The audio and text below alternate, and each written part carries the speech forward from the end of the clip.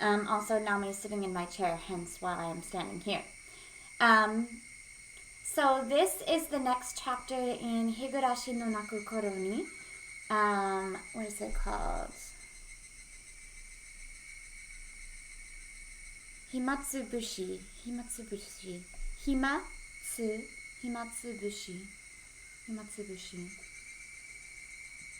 I'm not sure what that means, but if I saw the kanjis, I would probably know what it means. Okay, so this one is not Keiichi or any of them. This is actually, if I remember correctly, or when I was reading like the prologue, it's actually about a detective that comes to Hinamizawa before all of this happens, and it's about Rita.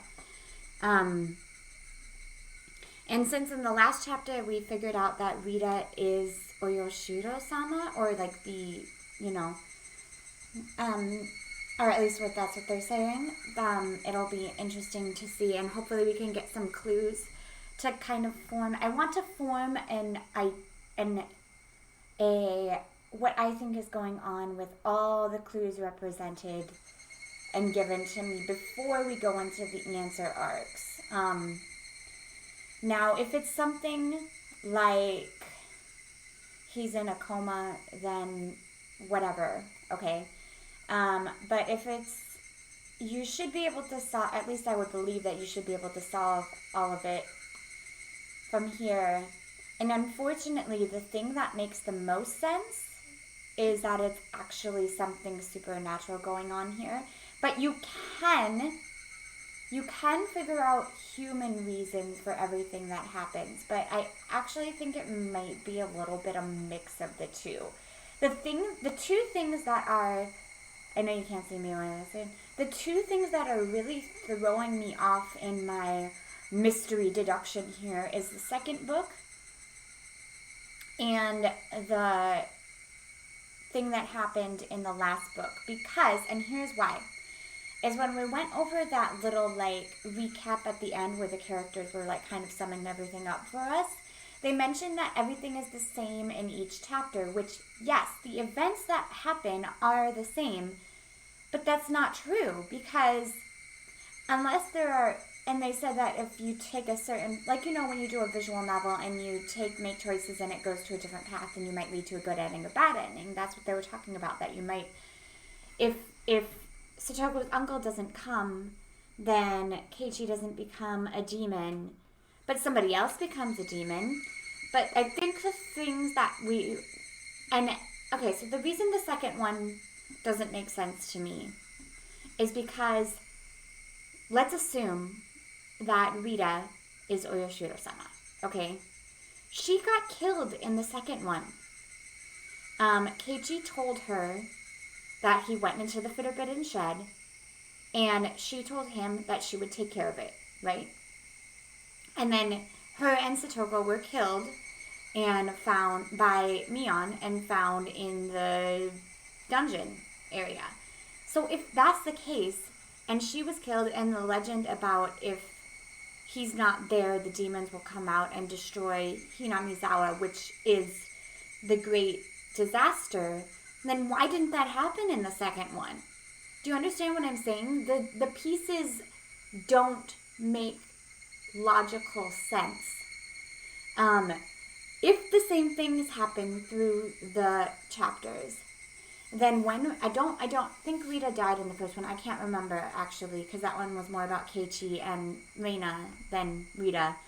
I don't think she died in the first one, but if she died in the second one, why was there no giant wipeout of the city? You know what I mean? Which happened in the third one, and they explained it as because she died. Unless we're assuming that it's not related to her and it's related to Keiichi, and his cursing people actually killed them. If that's the case, then that would make sense as to why the thing didn't happen in the second one, because somehow Keiichi was a demon and his wishes came true. And I can actually believe that he was possessed or a demon because of a few things. One, the girls mentioned his eyes. which is something we've seen in all of the evil characters. Their eyes go crazy and it's really fucking creepy. 2, he heard footsteps behind him, like someone was following him, or maybe inside of him. Now, there are a few logical explanations for some of the deaths. 1, I think Takano killed... So if everything is the same, Takano kills the camera guy, I always forget his name, in every single one. Okay, so that is constant. So now that we know that she kills the camera guy in every single one, she's... what if the family, the big family, takes care of her? You know what I mean? Like, they're the ones that kill her. So if that remains constant, that's one thing. But the other thing about the second one that throws me off is Reina. So Reina became evil in the first one and the third one. Okay? But in the second one, she calls the cops. She's the one who saves Keiichi. She goes with him to talk to Mion. And if she's evil, why would she do that? Why would she save him? You know? Maybe the one thing I can explain with this is maybe there's some sort of trigger that makes her crazy, and that trigger never happened because of, like they said, the choices that they made. But I don't understand why she didn't go. It seems like her and Mion are like in on it together, like especially in the last one, like they, at the same time they went crazy. And in the first one, they both were like sticking needles in Keiichi's like rice balls and like tormenting him. So I really do not understand. That's the one factor that I cannot figure out is the second one. Like, so we can assume that the natural disaster is not linked to Rita, but was linked to Keiichi making the curse, okay? And that he was possessed by the demon or Yoshiro-sama or what have you.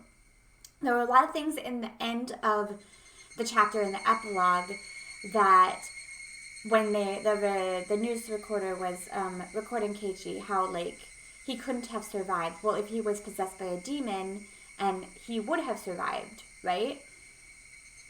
Unless he was just insane. And if he was insane, then he probably like went and hid somewhere, which also makes sense. But I just like, and then I talk about this and then I get even more confused because I think I've always thought from the beginning that it's something human going on here, and maybe there's a supernatural mix in it. But everything makes more sense if it's supernatural, but at the same time, I feel like that's the easy, cheapy way out here.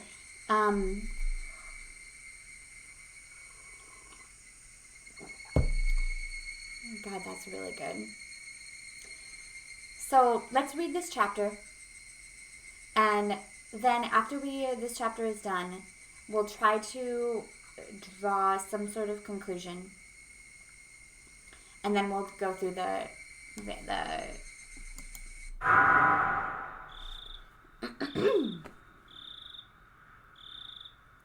final mystery. I now entrust you with all the mysteries hidden within Higurashi when they cry. However comical it may be, if you have reached any conjuncture, then you have passed. This final novel is a meager reward for you. Conjuncture is impossible. You have the right to reject this story. Interesting.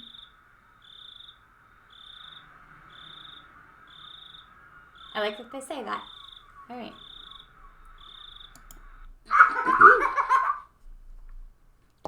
Sorry, my cat is sitting on the chair. So, who is the criminal, you ask? Don't we search for them in this story? Who is the criminal, you ask? Do you even know what the criminal did? Who's the criminal? Who is the criminal who will kill me now? Midsummer, 1985.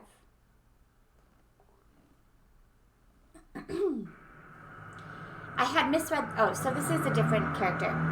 I had misread the time and ended up arriving too early. The schedule board flipped with a series of claps. My flight to Sapporo was still a bit later on. I still had over an hour before boarding. Well, I might as well close my eyes for a bit on that bench over there. Hinamizawa is in Hokkaido? I didn't know that. I came here directly from work, so maybe the fatigue was making me sleepy. Finding a suitable bench, I put my luggage on the seat next to me and settled down. Whew! I sighed like an old man. I had hoped to stay young forever, but I had become splendidly middle-aged. Apparently, the rumor that even people in later half of their 20s experience a decline in their physical strength wasn't a lie. It had been mind-numbingly busy at work lately, so I rarely had any time to myself. This might have been the first time I'd be able to enjoy a journey alone like this since I was a student. The reason behind this trip was to meet with an old friend. It was a bit strange to call him an old friend. Nani's taken my spot. It might be better to call him a bad one. After retiring a couple years ago, he moved to Sapporo, his mother's hometown. His mother passed away soon after, and he was now peacefully enjoying his second lease on life. His name was Kurando Oishi. He was a former detective from the Primary Investigation Unit at the station in Okinomiya Prefecture. To be honest, the only direct contact we ever had didn't last more than 3 days. I didn't know they were in Hokkaido. This is supposedly based off of a real town, so it's interesting. After that, we exchanged New Year's cards, but never met again. So this would be the first time meeting him in 7 years. In other words, we met 7 years ago, in 1978. There was something I just had to ask, to talk to him about concerning that time. To explain it, it was impossible not to recall the incident that happened back then. That kidnapping, the details, and resolution of which were resigned to darkness. Also, it was impossible not to recall a certain mysterious girl. My name is Mamoru Akasaka. Mamoru means protection.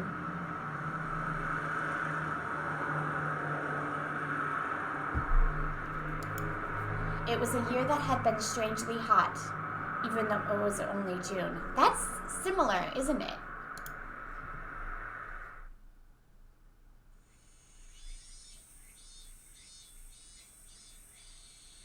Early summer, 1978.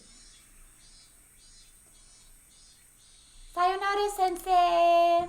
Jane! Kuruma kyotsukete! And don't drop by a friend's house along the way. Make sure you get your textbooks in order for tomorrow before you go to bed. The lively sounds of children running towards the hallway. Didn't I tell you before? I already have one of those. I don't need any more. The unique, high-pitched voice of youth. The energetic shrill of the cicadas went completely unheard by their ears. Children returning home from school split off one by one from their groups of friends as they went through intersections in the residential area. Even though there were several of them in the group as they left school, as they got closer to their homes, their numbers dwindled.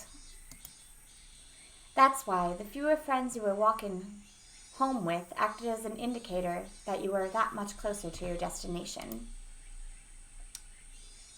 Jane! Mata! Astane! He finally parted ways with his last friend. A van was parked at the bend in the road. The window was open, the sound of the radio leaking outside. It might have been the news or something. For that reason, the three of them were arrested for traffic violations and obstruction of justice. Can I take my seat now? You can still read, though. Due to the protests against the Hinamizawa Dam project resulting in bloodshed when clashing with riot police last month, things have only become more violent. Oh, this is the dam incident. The police are therefore taking precautions against radical activists causing yet another incident. Last week, there was also a direct confrontation with Minister Inugai on the steps of the Ministry of Construction. The boy's ears perked up at the mention of the name Inugai. At that moment, a man's face peeked out suddenly from the window of the van. His behavior was a little different than that of incoming traffic before he opened the door of his vehicle. His eyes meeting suddenly with the unfamiliar man, the boy panicked.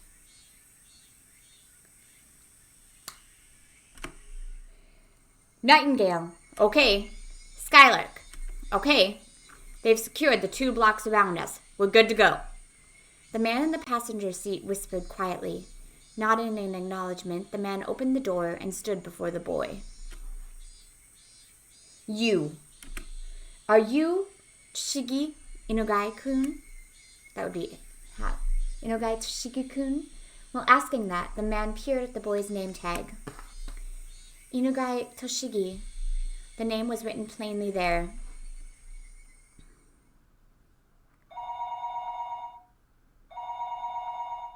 The phone rang for the 3rd time. If he reached out, he could easily pick up the receiver. However, he was concerned that if he picked it up before it had even finished ringing once, whoever was on the other end of the line would think him a cheap person. That's why he normally never picked up the phone until the 3rd ring. Even he thought it was a worthless habit. However, his thinking that there isn't much meaning in waiting for just 3 rings, wouldn't waiting for 5 be all right, was very much a reality. His mind filled with such trifling thoughts, he picked up the phone after the 3rd ring had finished, its reverb dampened by his action. Yes? Hello? Hello? He knew that sometimes, due to a malfunction at the switchboard, calls didn't connect well. At those times, it was best to hang up and let the person on the other end call again. Thinking that, the moment he began to hang up the phone, he sensed that he was definitely connected after all. He felt the presence of the person on the other end of the line, keeping silent. Hello! There was no way they didn't hear his question. What was the meaning of this? It wasn't like he didn't know that people could use silent calls to harass others. However, he'd never received a call like that until today. Maybe he was just lucky before. But he didn't believe that he would receive such a call on this phone. There were no direct calls to or from this line. Everything had to go through an operator. Therefore, there was absolutely no way the call would be connected unless it was verified there was somebody else on the other line. That's why he didn't understand how to deal with the silent call, and instead settled into confusion. I don't know who you are, but if you have nothing to say, I'm hanging up. Please call again some other time. Intending that to be a parting line, he made to slam down the receiver. It was at that moment the other person spoke for the first time. You didn't say who you were, so I was anxious. If you're not Minister Inugai, please hang up right away. He couldn't help but be surprised by the extremely strange voice on the other end of the line. Was there a human alive who could speak with this hoarse and metallic voice? Oh, they're using a thingy. No.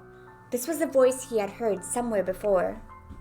That was the kind of voice that was on those lowbrow documentaries that they used when they wanted to hide the identity of the speaker, wasn't it? The voice he was hearing over the line was exactly like that. Who are you? As I said, that's what I want to ask. Are you Minister Inugai? Inugai hesitated to answer. Unable to discern the intent of this suspicious phone call, he had a vague feeling that something was off. He thought about hanging up the phone and asking the operator who initiated the call. However, He forced himself to restrain that urge, and for the time being, chose to state his name and listen. That's right. This is Inugai. I said my name, now you say yours. I can't do a robotic voice. My name doesn't matter. First of all, let's begin by thinking about the situation you're in right now. Right now you're sitting in your chair talking on the phone, yes? Then why don't you try opening your lower drawer to your right? The lowest drawer to the right of the minister's chair. There was a lock on it, not enough to function as a safe, but nevertheless, it was a drawer that contained some valuable things. That's why Inugai thought that the person wanted some of the important information contained within. Sorry, but I don't have any intention of opening that. I have no reason to follow orders from somebody who won't even give me his name. If you don't open that drawer, I'll hang up the phone. You will most likely end up regretting that. Why don't you think about opening that drawer first? Inugai didn't like following orders from this suspicious person one bit. However, he was concerned about what the man said about regretting it, so he decided to open the drawer. He took the small key he kept stowed in his wallet and unlocked the drawer. His hand stopped right before he opened it. What if there was a bomb inside and it exploded when the drawer was opened? That delusion took hold of him. He quelled that instinct and opened it. Did you do it? The thing that's in there, do you know what it is? What is the meaning of this? Hey! I don't think there's any need for me to explain, is there? That's my best scream voice. I'll give you some time, so please think about it a little. I'll contact you again later. Now then, pardon? Hey! Wait! Hello? Hello! The call had already ended. That would not change no matter how much he yelled. Even still, Inugai, without realizing that, continued yelling into the receiver. The drawer was still open.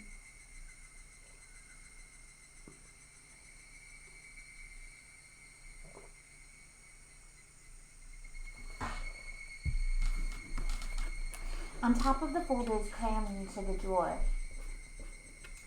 it lay there.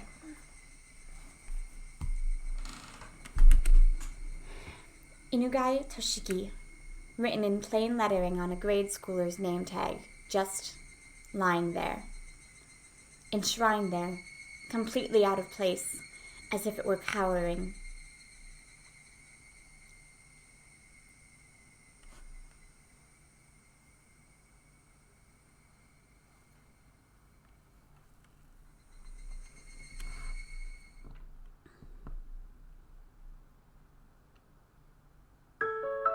Do you remember, Yuki? This picture. This is where I first proposed to you. That brief moment before you nodded back. You probably wouldn't know just how much it seemed like an eternity to me. Yes, I would have never thought that amount of time could feel like an eternity. Compared to how long I had to wait for you to propose to me, it was...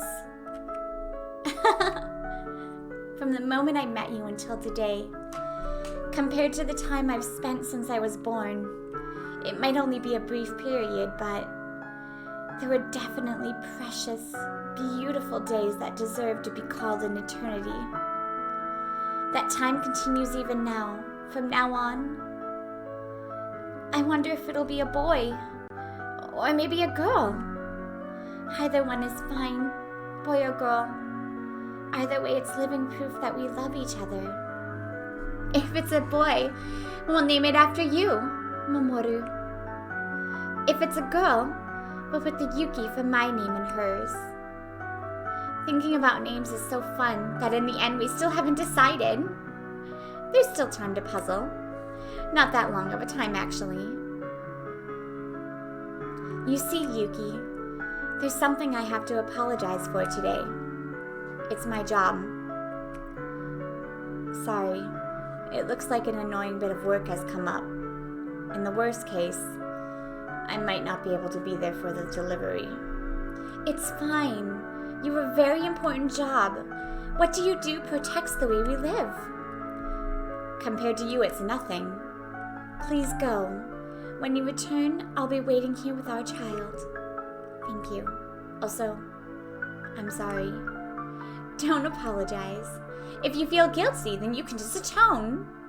If I atone that much, no matter how much money I have, it won't be enough.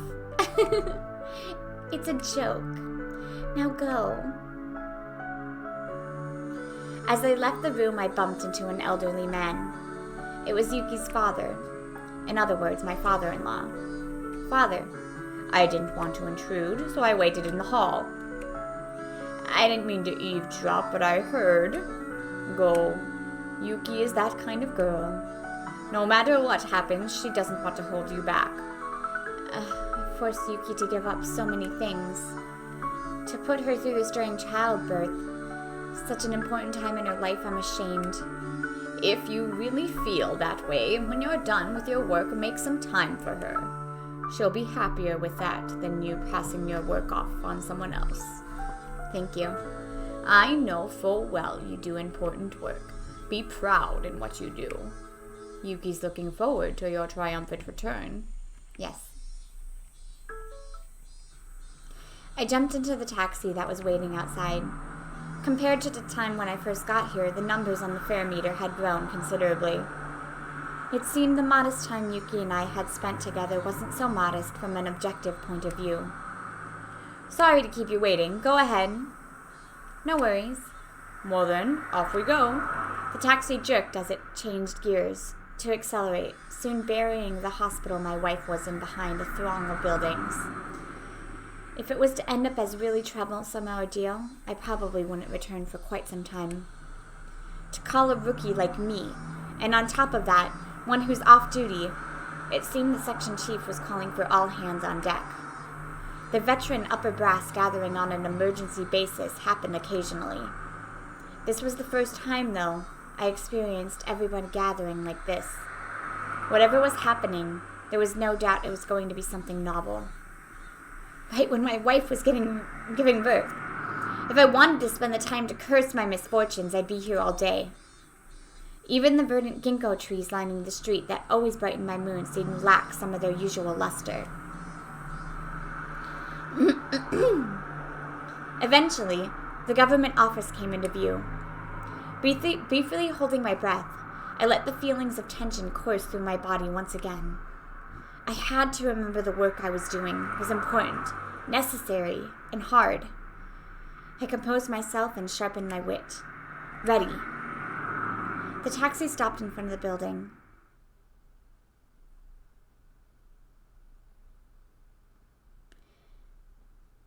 Kasumi Gaiseki, Tokyo.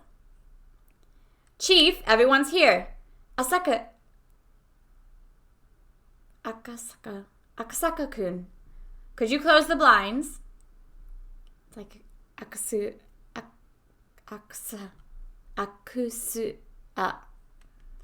Blinds were usually closed when they needed to use the projector, or if the discussion was going to contain some particularly disturbing content. The blinds closed with a satisfying sound, darkening the interior of the room.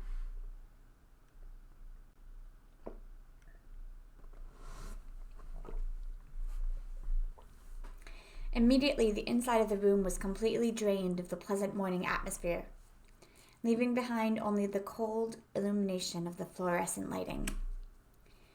After the supervisor ensured that everyone was present, he nodded to the section chief again. With everybody on the edge of their seats, the chief stood up solemnly and began his report.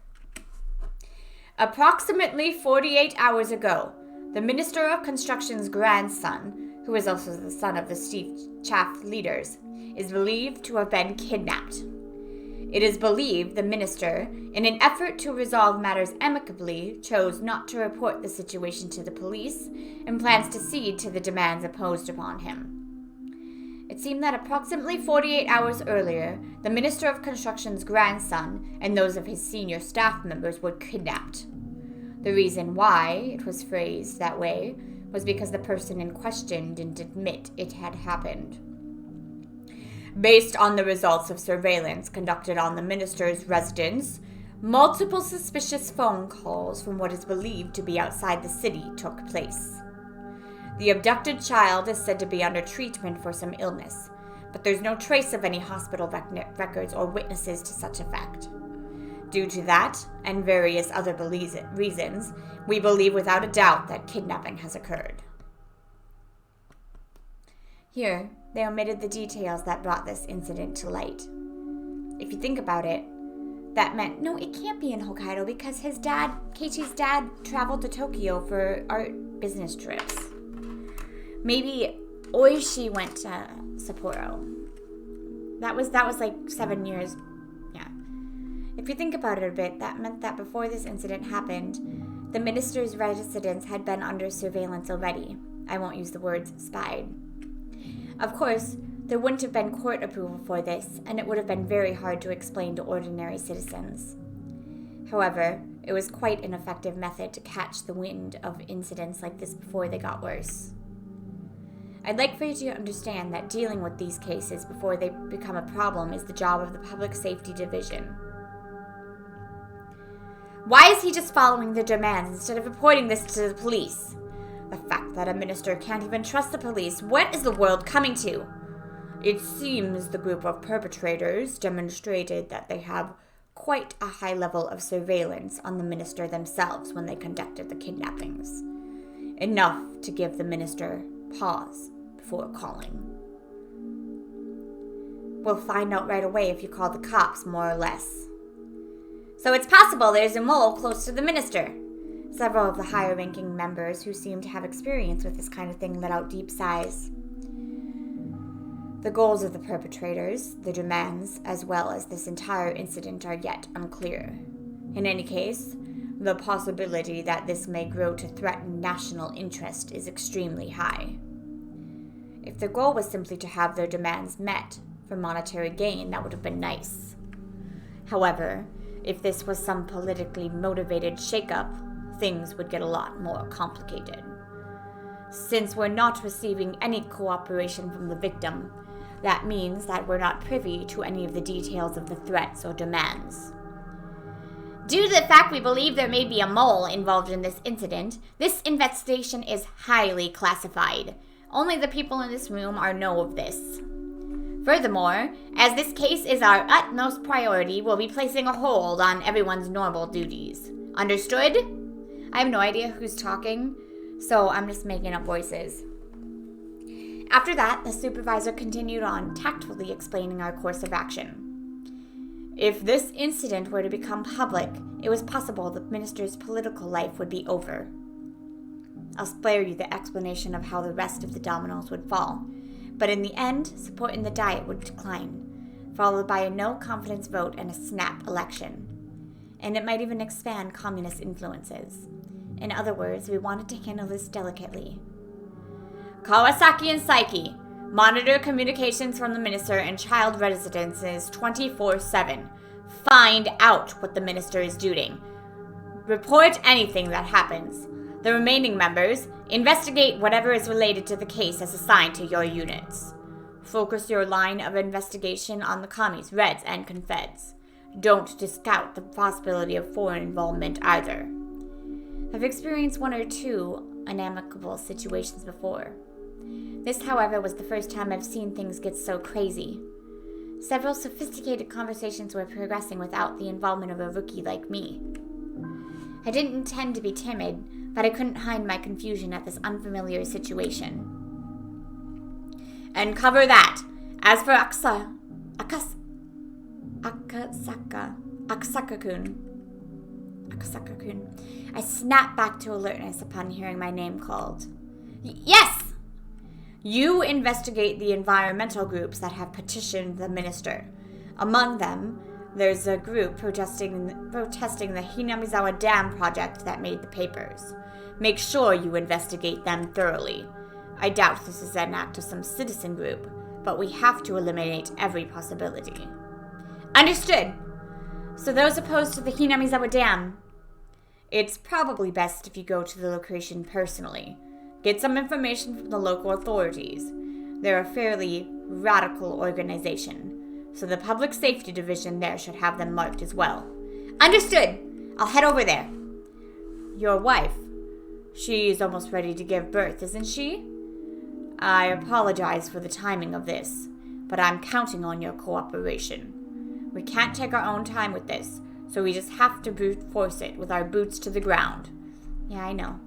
My wife hates to interfere with my work with her own circumstances anyways. Sorry, and thank you. So then, as for Kawasaki-kun, Saiki-kun, to help support your... I didn't want to take a business trip when my wife was about to give birth. Even if I was a little busy, as long as I was in Tokyo, I could head to the hospital right away. On assignment, though, that would be difficult. Even so, I knew the work I was doing was important, and fully understood I was in no position to be selfish. I'd have to make it up to my wife for having been away at such an important time. My wife, Yuki, would probably forgive me with a smile. The only thing she could hate doing would be holding me back. My male ego, though, at least she wished she would have tried to stop me. Sorry, Yuki. I don't mind if you always complain to our child that your father couldn't come to the hospital when they were born because he was too busy with work. The next day, I took the bullet train to Nagoya, and there, transferred to the train to XX Prefecture. Getting to my destination by land took several hours. If I was traveling by air in that amount of time, I could probably get as far as Hong Kong. XX Prefecture was by no means close. I never sat in first class except for work, but whenever I did, the seat seemed stiff. Closing my eyes, I mentally reviewed the documents I read yesterday. The group under investigation, the Onigafuchi Defense Alliance. They were a group of residents opposed to the development proposed on the Hinamizawa Dam project. The local protests were quite heated and were getting more radicalized. Even limited to what was written in the newspapers, there was bloodshed that occurred during a clash with the riot police, interference with the dam construction, too many to count. The number of petitions, sit-ins, and direct appeals to the relevant organizations were innumerable. As an extension of that, there was a direct appeal to the Minister of Construction the other day. This was the reason why we were investigating this group in the first place. The land that they lived on was going to be submerged, so it was no wonder they would go into frenzy over it. Even given that, though, could they really be capable of doing something like kidnapping the Minister of Construction's grandson in order to halt the project? From my take on it, I had serious doubts. This kidnapping plot was extremely sophisticated and complicated enough that it was believed there was some political backing. This wasn't something that could be pulled off by a group of local protesters. Well, just like the chief said, the plan was to eliminate all possibilities. While I'm in the police reference room taking my time investigating, the higher-ups in Tokyo would probably solve the case. Without my involvement entirely. Even if that was true, I couldn't regret being away from Tokyo while my wife was ready to give birth. This was work. There was really nothing I could do. Ding dong. The announcement that we'd be arriving at our destination soon snapped me back to wakefulness. Gogura. The Onigafuchi Defense Alliance? Yeah, they've been quite active around here. The Prefectural Public Safety Department already had documents and a cup of tea ready and waiting for me. The short of it is they're a group of residents opposed to the dam. Really, it's probably better to say that every resident living on the land that's going to be submerged is rising to action, though. Like the old saying, fights to the last. They're a determined and well-prepared lot. It'd be nice if they drew the line at just being a moderate residential organization. The stack of papers that had been prepared for me in the document room was by no means thin. At first, they were pretty much your average citizens initiative, but ever since that incident with the riot police, they were real started heating up. Now they've got a violent mentality, on top of growing increasingly radical. Violent organizations usually indicate ones that enforce their own ideology without regards to the democratic process. Breaking that down, many of those organizations held extreme left revolutionary ideologies. Considering that, I couldn't help but be surprised that a citizens group would end up going this far. Radical citizens movements happen occasionally. It seemed, however, that this group was nothing as trifling as that. It seemed I would have to reconsider exactly what this Onikafuchi Defense Alliance was. The Defense Alliance demands, in other words, the withdrawal of the dam project. How far would they go to have that demand met? The kidnapping of the minister's grandson was classified. That meant, of course, I couldn't tell the prefectural department about it either. As you know, there were arrests after last week's confrontation with Mr. Hinamizawa guy. There's enough reason to believe they would use illegal means to assert their demands. I skimmed over the list of criminal records related to the Onikafuchi Defense Alliance recorded in the documents. The contents were all violent, not giving me the barest hint of a feeling that these people were trying to uphold the law. Could you give me a basic rundown of the types of illegal activities the Onikafuchi Defense Alliance are engaging in? The chief opened up a manila envelope, fished out several unorganized sheets, and spread them on the desk. It seems that raids on the construction site are the most common. At first, they were committed relatively petty crimes like cutting power cords, jamming locks, breaking office windows by throwing rocks. Of course, what really happened first were things like demonstrations, sit-ins, distribution of pamphlets, lively but democratic form protests. However, then the demonstrations and police clashed, which started a riot, leading to numerous injuries and arrests. It was from then on that the Onikafuchi Defense Alliance, like their name implies, began to take a more demonish form of resistance. Konnichiwa! It's usually night. That's not night. If the raids were frequent, didn't the local police up their patrols? Well, of course, they were on full alert, but we're up against locals, you know? There wasn't much the police could do if they were sneaking around under the cover of darkness. You might as well label the entire map of Hinamizawa village around the dam construction site enemy territory. No matter how alert the police were, the locals would just show them exactly how easy it was to sneak around. Actually, it was after the police upped security that protesters started getting ever more extreme, as though they were being provoked. Oh, ところで、オリさん、今週の金曜日、クリスマスキャリオケと酒とパーティーはどう思いますか? See here, can you tell how things started to heat up? An office set on fire. The destruction of heavy construction equipment. Destruction? They couldn't have used explosives. No way. You see, they crammed the gas tanks full of sugar cubes. If they do that, it fouls the engines. Even in Japan, it seemed there had been people doing that to the vehicles of occupying forces right after the war. Compared to misdemeanors like breaking windows, it was extremely violent and aggressive. After being toured around with that to that extent, the local police have completely lost face. The arson was a bit much. After that, the local police... I have no idea which one is talking. Alright, the local police drastically increased the number of personnel they had stationed there around the clock. The raids on the construction site quieted down a bit after that. He used the words quieted down, but that was still smack dab in the middle of the list of crimes. See, after that, they found attacking the site had become difficult. They started resorting to personal attacks. The first people targeted were the construction workers. After that, there was silence. What was being described to me was a guerrilla war fought in the jungle. Threats and violence against the workers. Harsh words and harsher rocks were thrown. There's quite a list of accusations here, but there's a whole lot of convictions. Of course not. First of all, there's no witnesses. On top of that, even if we identify the perpetrators, they have alibis coming out of the woodwork. What do you mean?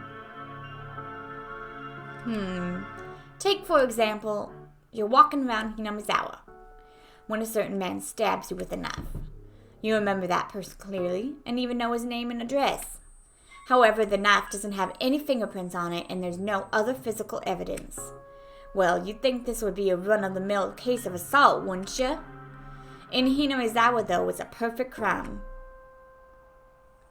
Everybody is, the entire village, they're ill in on it. See, that's why I think that it's not. That's why I think that it's real, right? So if the whole village is in on it, then they could have easily found the body that Keiji killed and moved it.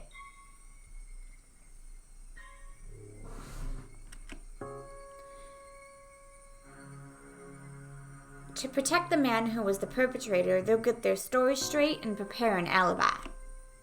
To that end, they'd probably even forge some evidence. There's nothing they can do but put them on trial. On top, there not being any material evidence, though, people testify one after another to cover his side of the story. Any prosecutor would hesitate to file charges. I'm not sure about murder, but if it's something like open a gash on someone's forehead with a thrown rock, or leaving a bruise after hitting someone, even if you could single out the suspect, there's enough reasonable doubt not to convict. Every case is without a doubt perpetrated by someone in Hinamizawa, but they can't identify who. Even if they could figure out who it is, they're unable to obtain enough circumstantial evidence through due process. The villagers were all extremely well informed about this, and so the malicious, vicious, and tenacious personal attacks continued. The victims can't have been okay with that, right? Couldn't they have filed for an appeal? Well, you see about that.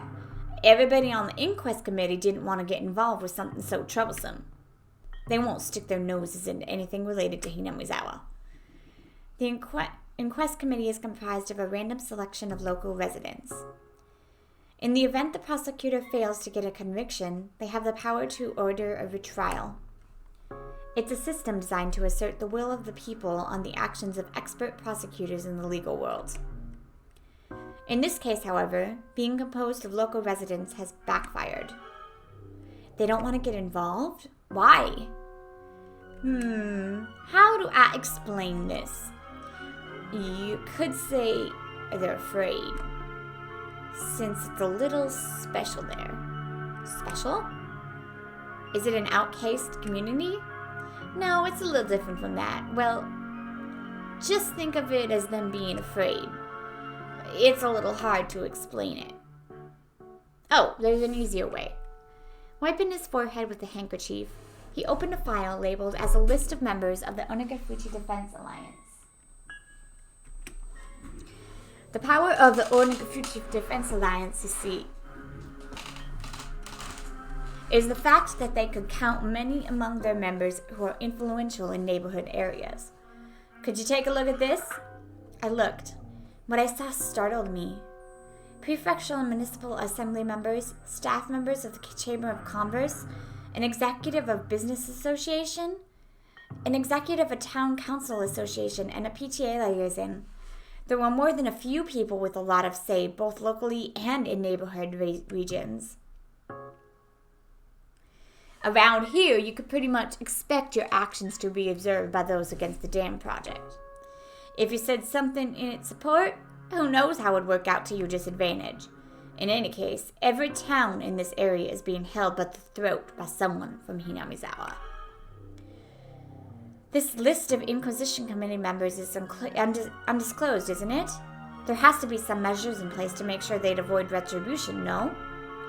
Well, it is undisclosed, so their privacy is assured, but The person in charge of that is from the Okonomiya Municipal Ops. In other words, a local. While you might expect some professional confidentiality, you can't know how everybody's connected. The people from Hinamizawa have a lot of tight bonds in that regard. When you consider the obligations and duties people have to their region, the web of information thereby formed is nothing to scoff at. It's not uncommon for housewives in a neighborhood to know which kid from which house in which grade is in which school, what subjects they're good at, and what vegetables they hate, among other things. You see, there's a Yakuza organization here with strong ties to Hinamizawa and the surrounding area. It would seem that they're providing full support in these recent incidents. They seem to be proven most effective. Gangsters? Siding together with the residents opposed to the construction of the dam? It's a little hard to see what their common interest is. It's not difficult at all. You see, actually, one of the lieutenants in the gang is originally from Hinamizawa. He was adopted into a rather influential family in the village. Exactly what was this Hinamizawa? I had thought it was some desolate rustic village. However, for some sudden reason, they exerted a strong influence on the surrounding areas and had a strong sense of unity. They'd protect their village by any means necessary, even if that meant resorting to violence. The chief had said that they were afraid because there were numerous influential people living there, but somehow I got the feeling that they were afraid of the village itself. There was something clearly different from what I read in the documents in Tokyo. This was no simple residential protest against the dam. For some reason, an uneasy feeling began to nestle inside self at the back of my mind. I chose the most basic way to ask my question. In other words, I directly asked what I wanted to know. Chief, this is just a hypothetical situation, but...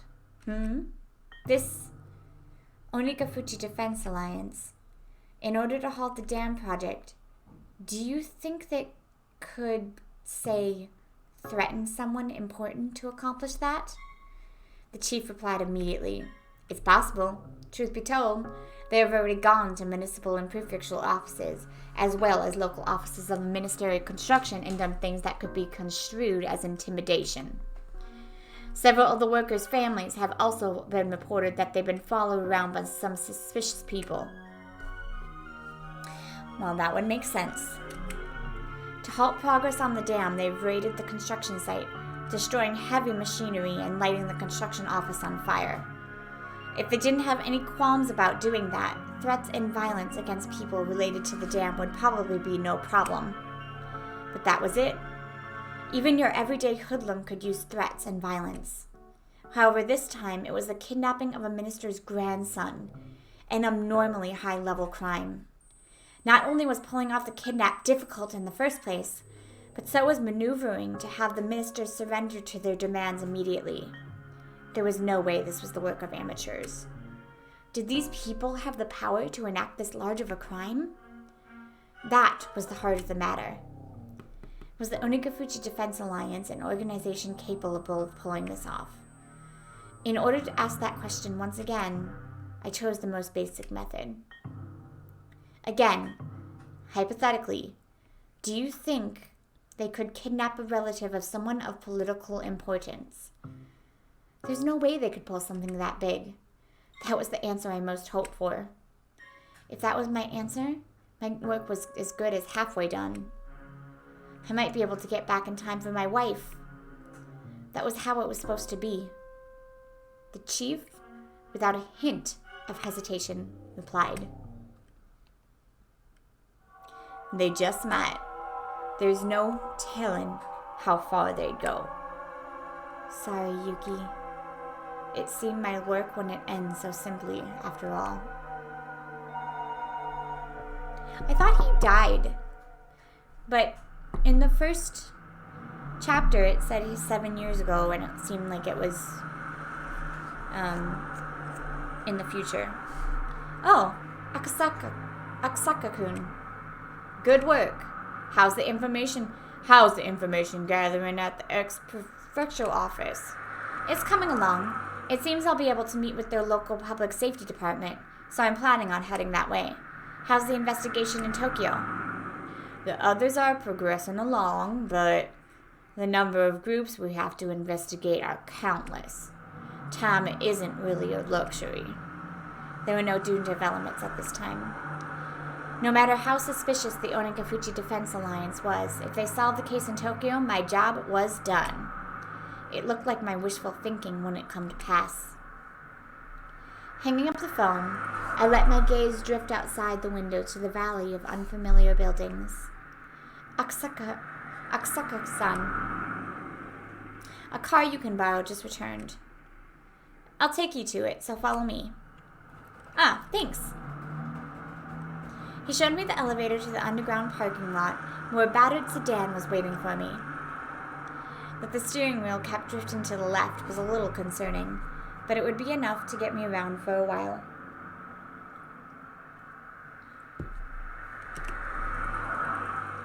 My destination was Shibone City, an area under the control of the Onikafuchi Defense Alliance. The Okinomiya police station was right on the forefront lines.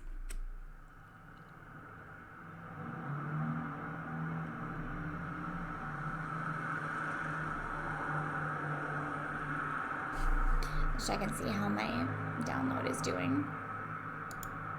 But still a ways to go.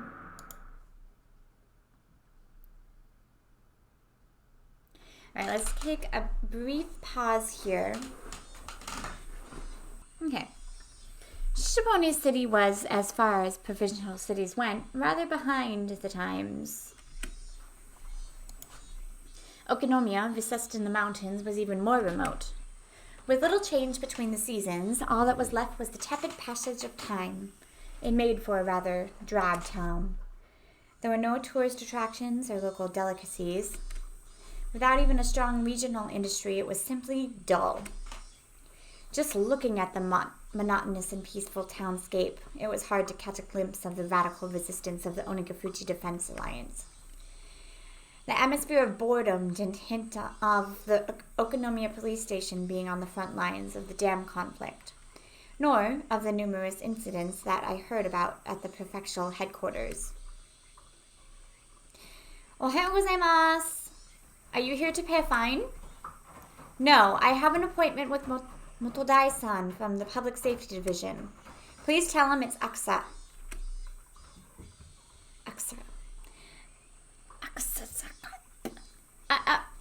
すみませんでした。ちょっと待ってください。ちょっと待ってください。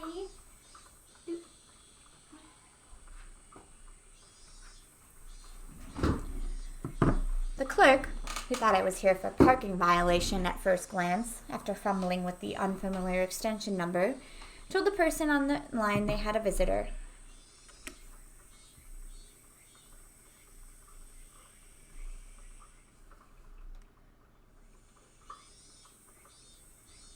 Welcome, welcome. Akasaka, was it? It must have been tiring traveling out all this way.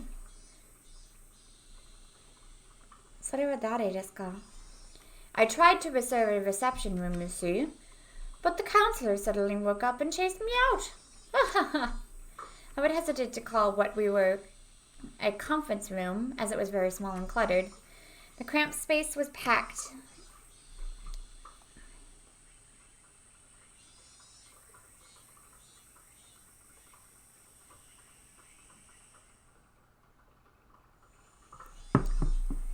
I had the impression that it was more of a change room that doubled as one for smoking.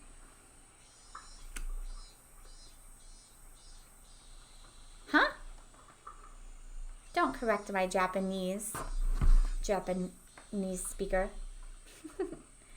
Listening to his crude chortles, I didn't get much of a feeling that Motodai, who was the head of the local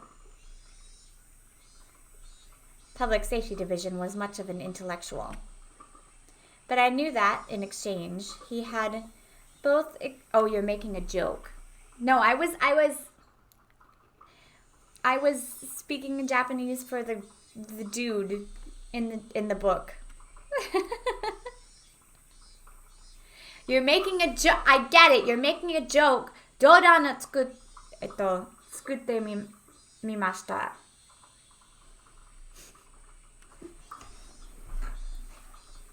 ははは。面白いよ。But I knew that in exchange, he had both experience and was absolutely confident in his instincts. I apologize for interrupting you during such a busy time. Oh my god. Akasaka, from the Metropolitan Police Department. Pleased to make your acquaintance. Oh, 久しぶりです。Or not 久しぶり。よろしくお願いします。Moto Dai from the Public Safety Division. Yoroshiku. Nice to meet ya. How do you do a Osaka accent? Yoroshiku ne? That's what Heiji does in Conan. Or no, Heiji does. Yeah. Sure. Yeah. I was threatened by Sankai from the prefectural gangbusters to be generous with my cooperation. Gangbusters? You mean the Prefectural Crime Prevention Division? You see, we're treating the Onagafuchi Defense Alliance as an extension of the local Yakuza. You'd have to be a noobie if you think they're just a residential protest group. They said that at the prefectural office, too. The Onagafuchi Defense Alliance was leaked to the local mob.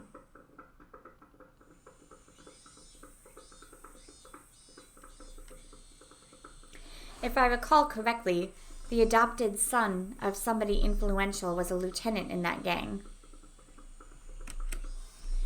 It's the other way around, the complete opposite. The Yakuza put up the protest group as a front to justify their actions. Just think of it like that. Completely the other way around. Motodai was just rolling about with laughter.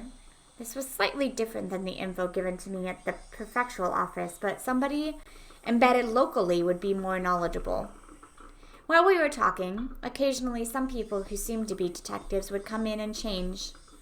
One of those individuals, noticing Motodai's guffaws, came up to us. Let me guess. I was wondering what you guys were talking about. Oh, Kura-chan! Perfect timing! Why don't you join us? This here's Inspector Akasa, who came all the way from Tokyo. An inspector? I'm still a rookie. My name's Akasa. Pleased to meet you. It must be nice to be so fresh-faced. Did they hire you this year? I couldn't help I was being ridiculed, so I only responded with a forced smile.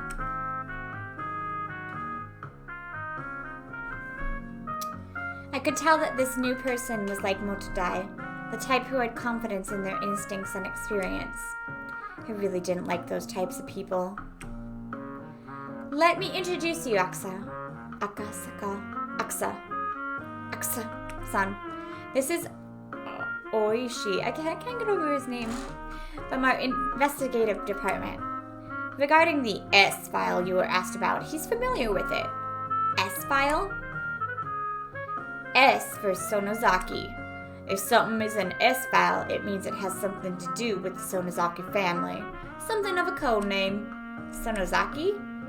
Come to think of it, I remembered when I was poring over the documents at headquarters, there was quite a few people with the name Sonozaki popping up.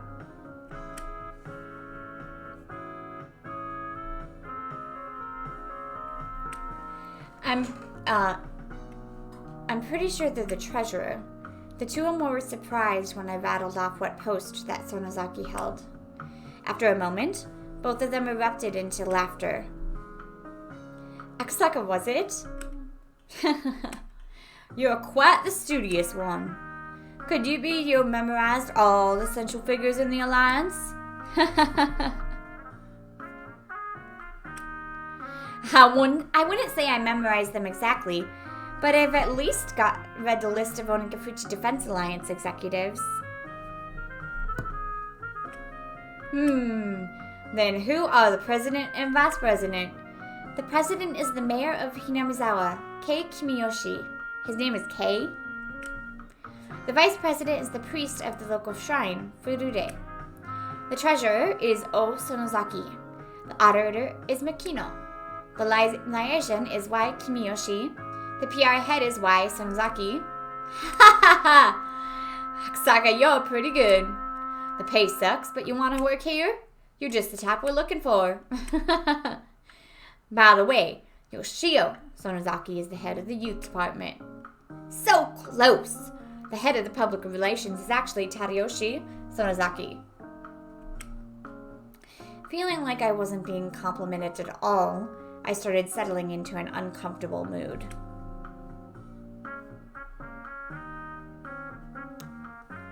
However, I was becoming more and more aware that I was the weakest link in this investigation. So I just had to bear with it.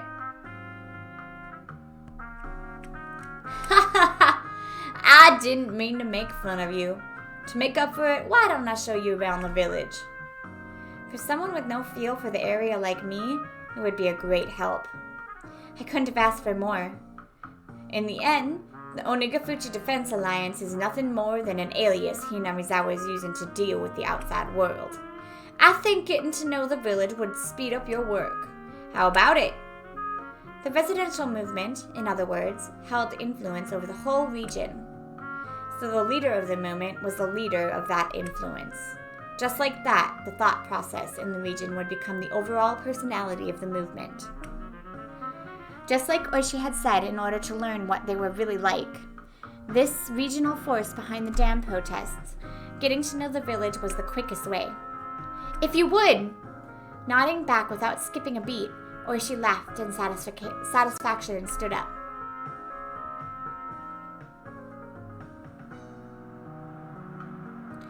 If I took the information I learned at the prefectural office and from Motodai to heart, if my position was exposed, my personal safety was at a risk. The opponent was an extremist group that had no qualms about using threats or violence against someone. If my personal info was leaked, it wouldn't be hard to imagine that I'd be in danger, whether on the job or not. Thinking that, I felt a little nervous. These guys are quick to remember faces. If you're seen with me, they'll probably do a lot to hinder your work. This might be a little cliche, but put these on. Or she handed me an incredibly suspicious disguise, comprised of a baseball cap, sunglasses, and a mask. I didn't want to get all hot and stuffy, but Oishi's warning was probably right on the money. Considering that, I put them on with appreciation. I looked so suspicious that Oishi had to smile wryly. How much did I tell you again? Let's see. To the part you were talking about how these three ancient families control the village. The Onigafuchi Defense Alliance was the same as the village of Hinamizawa itself, meaning there was a direct correlation between being an executive in the alliance and being a leader in the village, as Motodai had told me a short time ago. If the village was ruled by three ancient families, then it would mean the Onigafuchi Defense Alliance was ruled by those same three families. What did the documents at the prefectural office say about the leader of the Defense Alliance or whatnot? The documents I was using were classified. If I responded to Oishi's question, it would be a breach of security. However, most likely, this man, I judged, was more well-versed in the situation than any of the documents at the prefectural police department. So, I decided to answer him. That the president of the alliance is the current mayor of the village, Kichiro Kimiyoshi. Oishi, upon hearing that, let out a small chuckle. For him to ask like that and then laugh at the answer, as it was recorded in the documents, meant that wasn't the case in reality. So then that means there's someone else behind the scenes. Contrary to what the prefectural office thinks, or rather, what is commonly known. Old man Kimiyoshi is nothing more than a figurehead. In the first place, the post of mayor in the village is nothing more than ceremonial. In other words, there's something else in charge? of both the Alliance and the village? Would that be the 3 families we just talked about? Well, I'll explain that part right now. All of a sudden, with a thunk, the car lurched forward. The paved road gave way to a gravel one. At the same time, the scenery outside the window changed. The Hinamizawa project must be withdrawn. Overthrown the shameless puppet of a governor. The dam will submerge the natural beauty of Hinamizawa. Protect the village from the unethical dam. Fear the wrath of Oyashiro-sama's curse. Demolish the dam. Those involved must go. The construction office must respond. Blah, blah, blah. Signs and banners crowded the roadside. Even reading the brush-scrawled words was daunting. It was as though the road just changed was a border with a different country. At that moment, I was startled by the car suddenly braking. Looking ahead, a barricade had been erected. About 5 or 6 protesters, wearing masks and helmets to hide their faces, were blocking the road and yelling at us angrily to stop.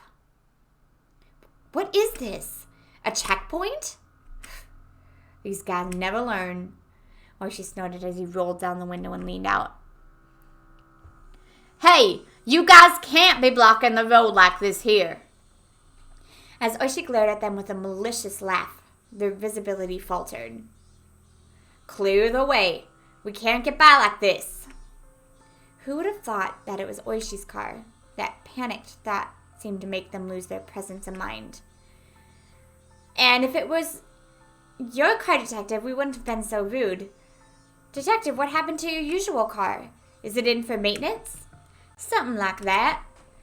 I just can't get used to this car they loan me. Is Oishi in on it? I always thought that he was not. But they're treating him like one of them right now. In other words, if they knew the car belonged to the police, they would have hidden the barricade. What they were doing was so obviously obstruction of traffic, a blatant crime. Who's that guy? You, show us your face. The man glared at me menacingly. Wearing a mask and the sunglasses made me look particularly dubious. Would not showing me my face get me into some unnecessary trouble? I turned to Oishi to see what I should do. Give him a break. He's still a shy little rookie. We just want to make sure he's not anyone suspicious. Hinamizawa has been in a lot of trouble of late. Ha ha! Have you looked at yourselves in the mirror? That mask you're wearing is way more suspicious. The men and Oishi continued to talk, feigning smiles at one another. However, from the beginning to the end, I couldn't help but get over the feeling I was sitting on a powder keg. Maybe not, maybe not. Has the number of trucks illegally dumping still not decreased? It's a real hassle dealing with it all the time. If the police could understand and cooperate, it would really help. During that conversation, the barricade was moved, leaving a gap wide enough for a single car to get through. Oishi lightly honked the horn once and began to roll the car forward. I could see the men's antagonistic glares at the back of the car in the rearview mirror. What was that? Blocking a public road like that? Of course it's a crime. Still, if you get worked up like that, it'll never end. Those guys, claim there's an infestation of trucks illegally dumping in the village. Their story goes that in order to stop that, they're halting suspicious vehicles for inspection. Illegal dumping? Like corrupt contractors just tossing industrial waste away? Their line of argument is that if the police aren't going to do anything about it, they'll take matters into their own hands. Well, the industrial waste is just something they're doing by themselves anyway. By themselves? They have a pretty good strategy. You see, in order to hinder construction, they've spread industrial waste over by the dam site. Then, blaming it on corrupt contractors, they start instituting these inspections. There, they stop every construction vehicle coming through and interfere with them as much as possible. So then, is that one of the methods they're using? With that inspection just now, this car's license plate has probably been recorded. It shouldn't get stopped from here on out. Those guys know very well not to get me angry. See, rumor is that if they figure a car is related to the construction in some way, not only would there be checkpoints stopping at every turn, but they'd be throwing rocks and planting spikes as well. It's best to be careful so you're not identified. If they find out you're from public safety, who knows what you'll suffer through. Or she was acting like we were talking about something fun, but for me, it was no laughing matter. It almost feels like we've wandered into a civil war in the Middle East. Oh, that's a good way of putting it. It's pretty much just what you said. Or she turned to me with a grin and menacing laugh. I'm gonna refill my coffee really quick.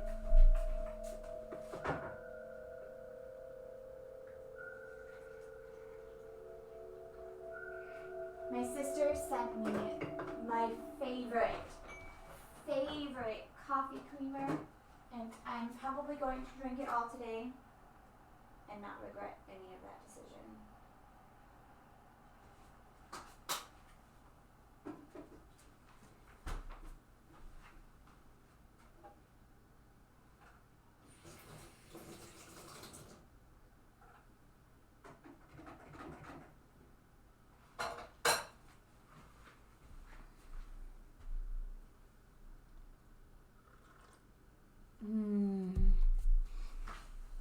Why is there no creamer like here like that?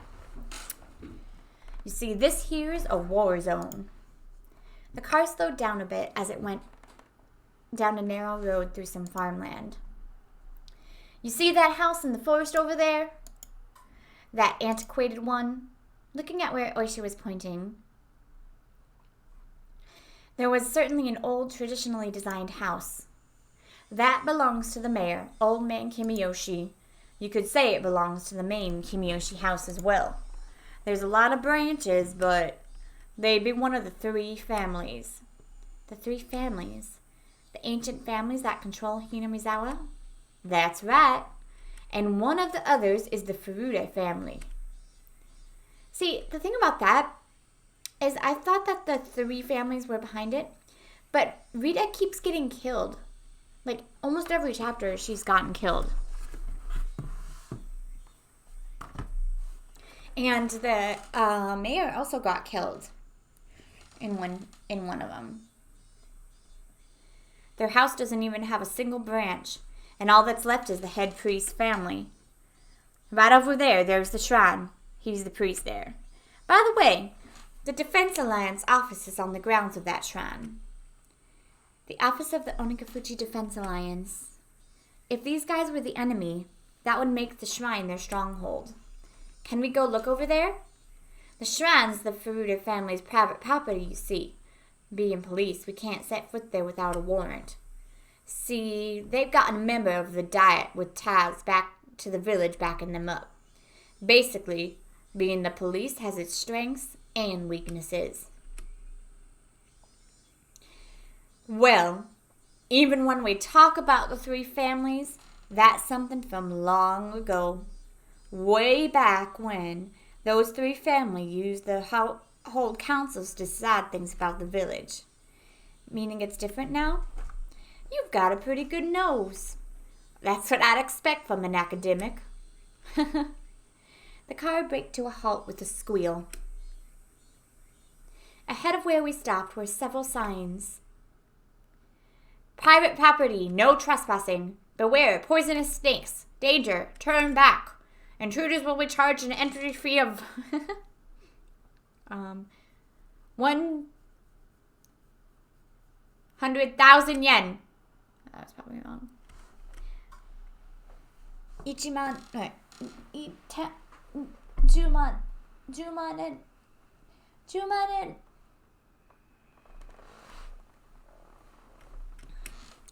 The road was separated from the forest by a chain link fence wrapped. Since this is private property, this is as far as we go. There's several surveillance cameras set up further in. Saying that we just got lost won't work with these guys. They're beyond here, right? The people currently controlling Hinamizawa and the Onagafuchi Defense Alliance were neither the Kimiyoshi family nor the Furude family, but the last of the three. Yep, but on here's one of the three families, the Sonozaki family. They're the ones controlling Hinamizawa from the shadows. Among the list of executives recorded in the documents, the number of the people with last names from these families was quite high. Of course, Sonozaki was no exception. However, at the top was the Kimiyoshi family. If the Kimiyoshi family seemed to be in charge, the rulers behind the scenes were the Sonozakis. This double-layered structure implicitly told me that this village had both a light and dark side.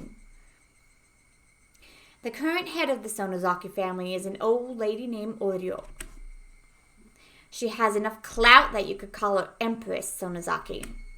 Be careful, she's no small fry. She's enough of a VIP that even the mayor of the city has to bow before her.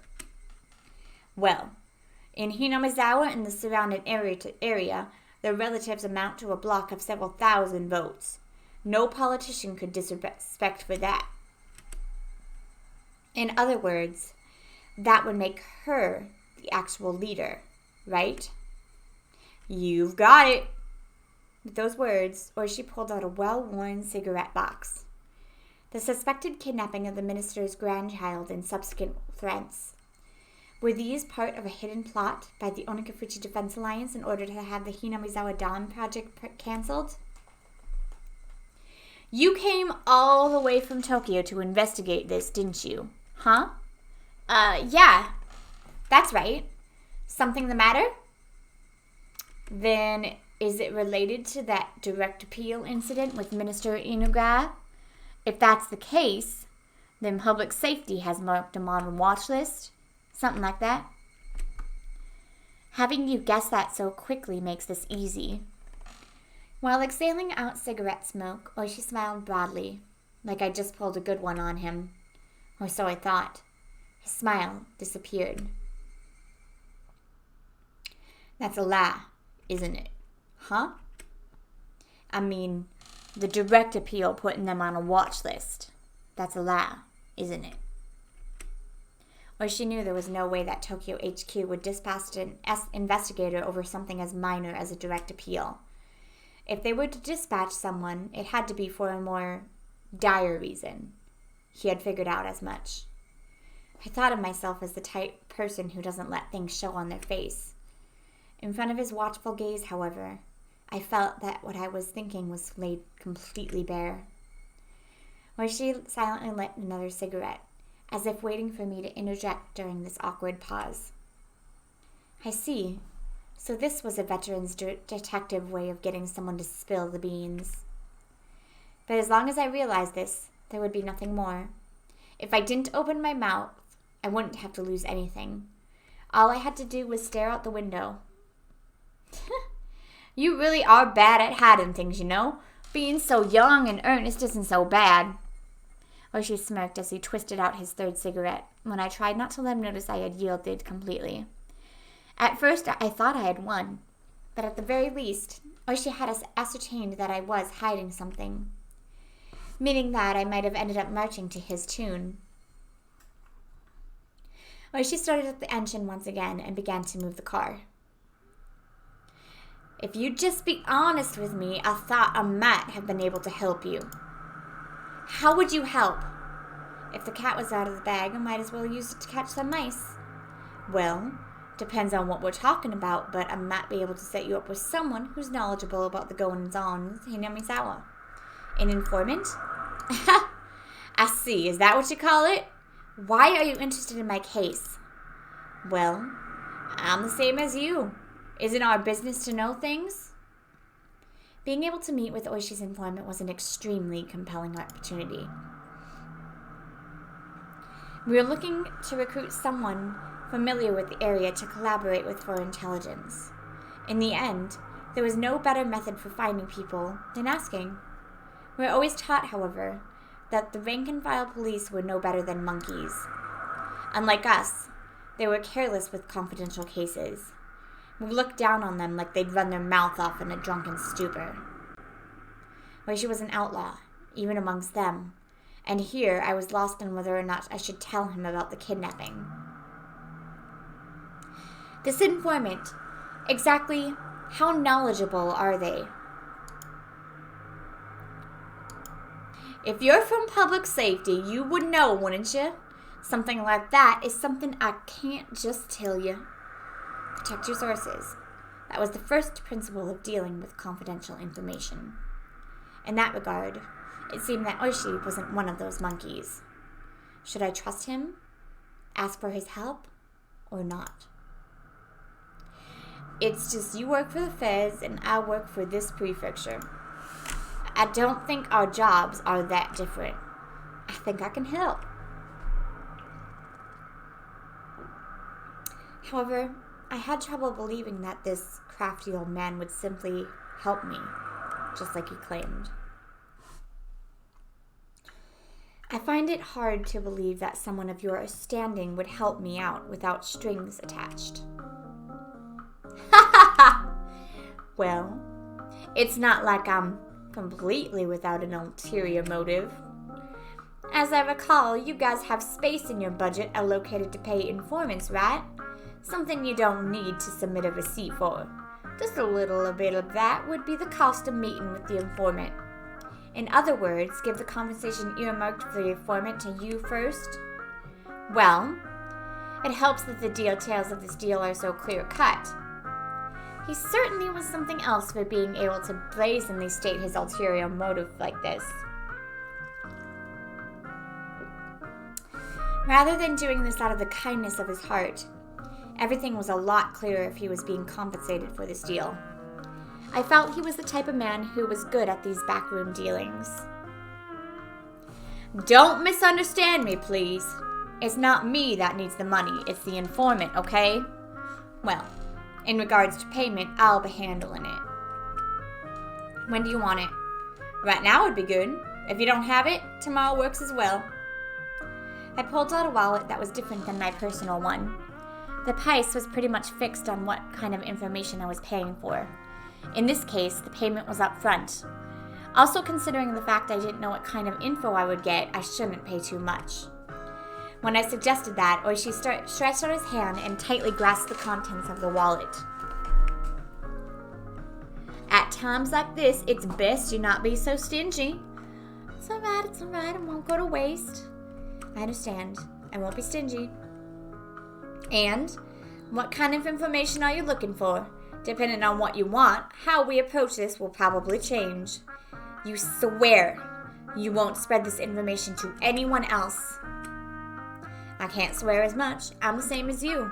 I can't withhold information obtained during the course of my duties. I got it, I swear. Nothing here gets said anywhere else. On top of that, thanks to you, I can pay back what I owe for my mahjong debts. In any case, I won't break a promise that involves money. I was still unsure if I should trust him until the very last moment, but in the end I broke down. Oishi wasn't the type of guy I could trust 100%. But there was no mistaking he had access to underground information networks. In order to accomplish my mission swiftly, I needed his cooperation. I set my resolve. I'm investigating whether or not the Onagafuji Defense Alliance is related to a certain incident. Certain incident?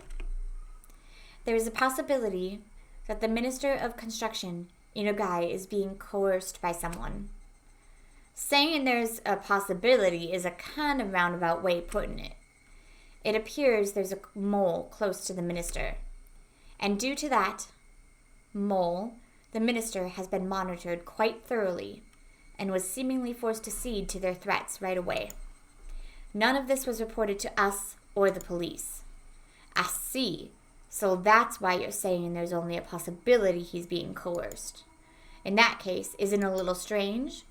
If the minister didn't report this to anybody, how'd you find out about it? If we didn't spy on the minister's private life, we would have never found out. I don't think we have to provide that explanation to the informant, so I'm admitting it. Or she had apparently caught on and quietly chuckled when I refused to explain. I see. There's a spy close to the minister. So public safety made it highly classified investigation. That certainly isn't a very amicable story, is it? If this matter became public, not only would this affect the minister's political career, but the possibility of there being a shift in the political landscape is extremely high. If the perpetrator's aim is indeed that, then this could develop into a very grave situation. Well, with the government having developed projects all over the country, they butted heads with quite a few people. It wouldn't take much wrongdoing for the left-wing parties to suddenly garner more support. We're currently investigating what demands are being forced on the minister, but at least we have a good idea of how he's being threatened. How? The minister's grandson was kidnapped. They're denying it, but judging from when he was last seen, it's believed it's already been over 72 hours since the kidnapping. So 3 days. If they were just after ransom money, this would have been settled by now. It may be this isn't for monetary gain. The possibility that they're forcing the minister to do something political is extremely high. That's something we just can't consent to. So then, the Onigashifutsu Defense Alliance was listed as one of the possible perpetrators? That's correct. Kidnap the minister's grandson and demand the cancellation of the dam project.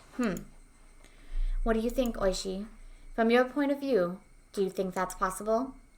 Oishi seemed to ponder the idea for a while. The section chief at the regional office had responded immediately with, "It's possible." However, Oishi, who was this well informed about the matter, was hemming and hawing. Finally, just a little bit, he said something that was really just a little bit strange. This was before the major area, see? This area wasn't named Hinamizawa back then. It was called Onigashifutsu. This is just what I heard from my grandmother, of course. This topic was so completely and suddenly unrelated to the subject of the kidnapping that I was taken aback. Onigashifutsu? That's why they called it the Onigashifutsu Defense Alliance. You see, the village of Onigashifutsu was said to be inhabited by demons that devoured humans. Even now, it's believed the blood of the demons partially courses through the veins of these villagers. Demons that devour humans? What are you saying? It's information. I got a lot from you just now. A little too much. In exchange, I'm giving you a little freebie. Where she finally smiled, but it didn't seem like he was fooling around. Please continue. You see, these human-devouring demons.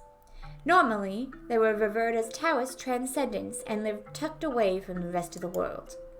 But they ate people after all, so apparently they go to villages in the foothills regularly and abduct prey. They used to call that being demon away, or onikakushi. Demon away.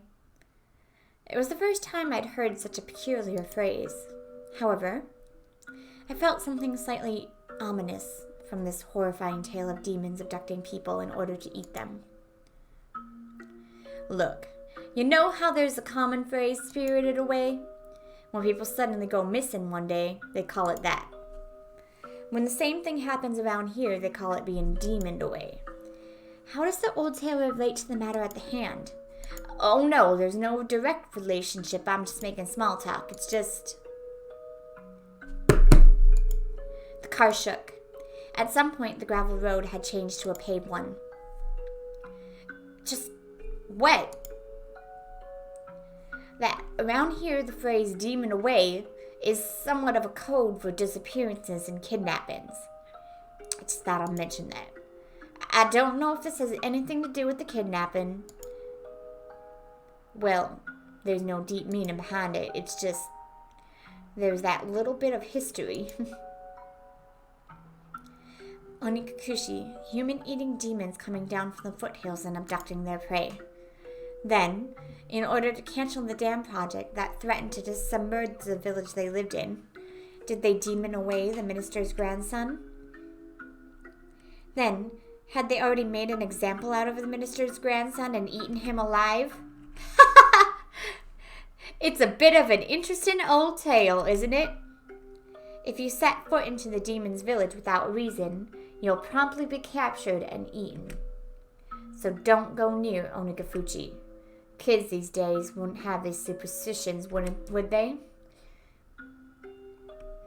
Even amongst the older folk in Okinomiya, born in the Meiji area, there's quite a few who wouldn't heed these warnings. Hinamizawa village was feared by the people in the area.